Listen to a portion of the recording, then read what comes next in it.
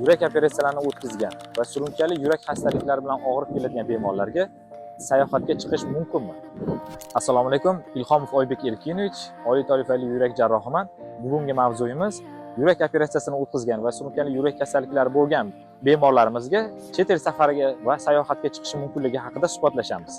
Agarda biz ilmiy asoslanadigan bo'lsak, Yevropa kardiologlar hamjamiyatining tadqiqotlariga ko'ra, bemorlar yurak operatsiyasidan keyin 4-6 hafta o'tgach holati barqarorlashgan, ya'ni stabillashgan holatda ularga sayohat qilish nafaqat mumkin, balki ular uchun foydali ham hisoblanadi.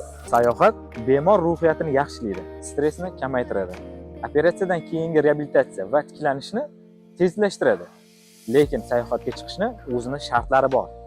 Umumiy holatingiz barqaror, ya'ni stabil bo'lishi kerak.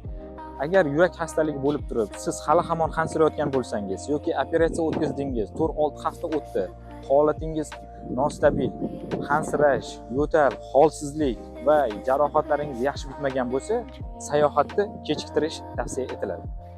Samolyotga chiqishdan avval kardiolog maslahatini oling.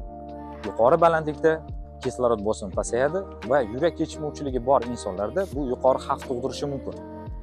Ya'ni yurak yetishmovchiligi 1-2 daraja bo'lgan bemorlarga samolyotga chiqish va sayohatga borish bemalol tavsiya etiladi. Lekin yurak yetishmovchiligi 3-4 daraja yetishmovchilik kuzatiladigan bo'lsa, bunday holatlarda ehtiyotkorlik bilan kardiolog tavsiya etgan dorilar va tavsiyalarga asoslanib samolyotga chiqishingiz tavsiya etiladi. Uchinchidan, sayohat vaqtida dorilarni unutmaslik. Amerika yurak assotsiatsiyasining ma'lumotlariga ko'ra, sayohat vaqtida yurak xuruji, yurak yetishmovchiligining kuchayishining asosiy sababi bu palapartish dorilarni qabul qilish hisoblanadi. Siz operatsiyadan avval yozilgan sizga tavsiya etilgan dorilarni muntazam sayohat vaqtida ichishingiz tavsiya etiladi. Siz samolyotga chiqish vaqtida o'z dorilaringizni yoningizda sumkachangizda olib yurishingiz tavsiya etiladi. 4-dan, iqlimni hisobga olishingiz tavsiya etiladi.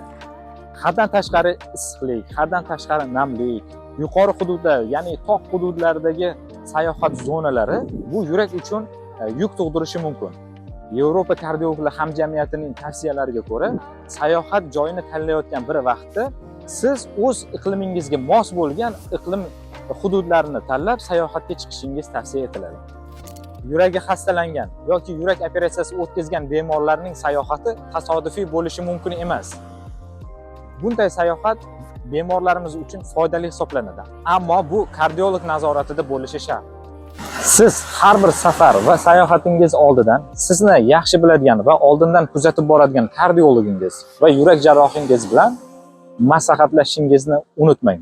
Sog'ligingiz siz va yaqinlaringiz uchun kerak. Sizga bergan ma'lumotlarim foydali bo'lgan bo'lsa, sahifamga obuna bo'ling. Kelgusi ma'lumotlarim bundan ham foydali bo'ladi degan umiddaman.